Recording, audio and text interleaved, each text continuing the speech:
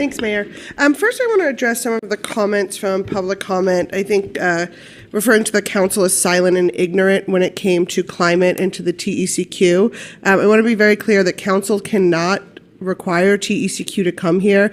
My office, along with the people who actually live in the neighborhood, have sent a letter to TECQ asking them to come for a hearing. And so I would respect that the people in public comment are informed on what is actually happening in the communities in which people live. And I will, at the end of this item, be requesting that or making a motion that the council and mayor do send a letter to TECQ as well. And with that, Mayor, I think that I had accidentally put item 18 in with this. I think for discussion, that's fine, but I would like to vote on 18 separately.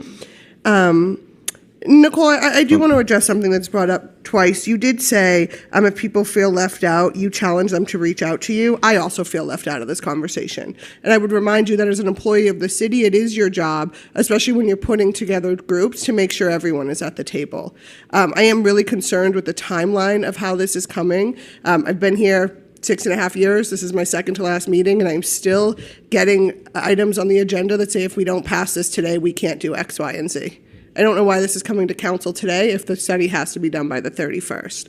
I also I have a number of issues with what is being presented with the study. I feel less comfortable now that this has been presented than I did this morning. Right, and Omar, you used the example of trucks on the bridges, and I'm not sure why. Like, right, and that, I'm trying to explain. So there have been a lot of us talk about conversations where people are. There's been a lot of conversation about BOTA, right, and what is the future expansion of BOTA. And there have been key stakeholder meetings in which we know that that data already exists. So we want to put money into a firm to collect data that already exists within our community, and we haven't sat down at the table with those people. So when you say I challenge you to reach out to me, and then I hear that you also are not connecting with the people that have that information, I have a lot of heartburn over this, and I'm not really sure where we're going with it. I've also reread Proposition C. It does mention, sorry, I've got it right in front of me. Yeah, you probably got, but it does mention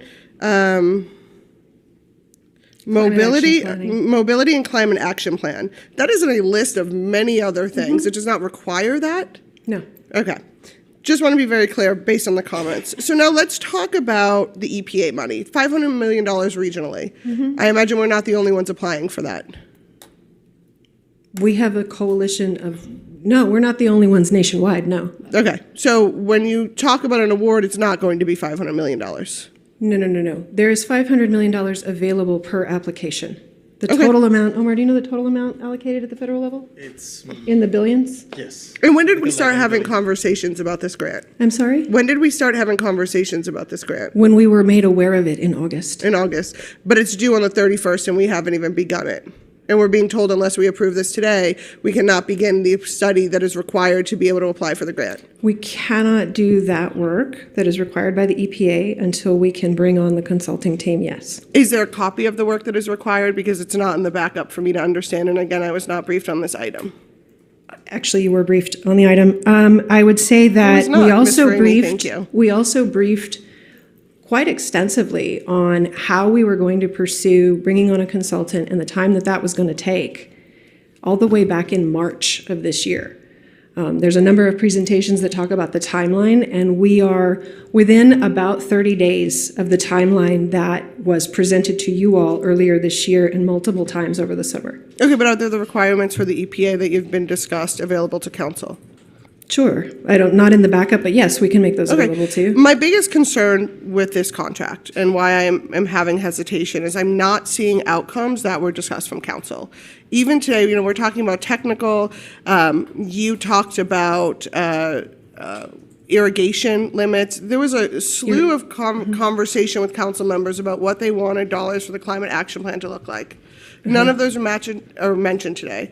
I'm not seeing outcomes and deliverables in the contract. Okay, I'm sorry. Would you like to answer? Because sure. If you're rolling your eyes, you might as well make a comment before I finish. Well, what I would tell you is that the climate action plan is what identifies those outcomes, does the community benefit analysis, benchmarks that against the greenhouse gas emissions. And I apologize, I wasn't rolling my eyes at you. I was thinking that all of these things have been discussed.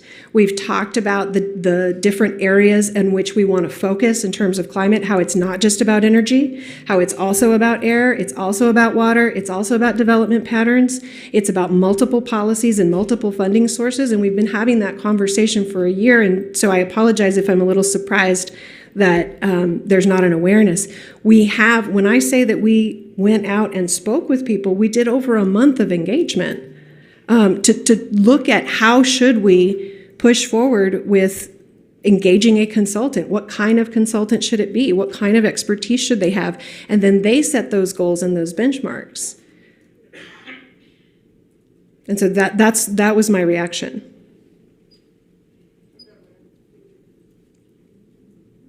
We have Representative. We do not have a motion and a second on the floor for anything, correct? Correct. All right, so I would like to make a motion to approve 16 and 17, as well to add direction for the mayor to write a letter to TECQ asking for a public hearing in regards to marathon gas approval. 16 and 17. And Mayor Pro Tem Annello, that item is not on the agenda. I'm not sure. It's true, but CPRG grants do talk about, and this is why I was asking what funding we were talking about. For 16, it specifically talks about CPRG grants, which does have dollars for permits. I lost that page somehow. And so to me, it is appropriate, since we are talking about that source of funding, although I don't think it's going to cost us money to send a letter, it is allowable under the CPRG grant program.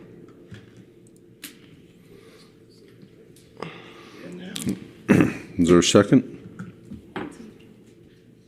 No second. All right, Representative Kennedy.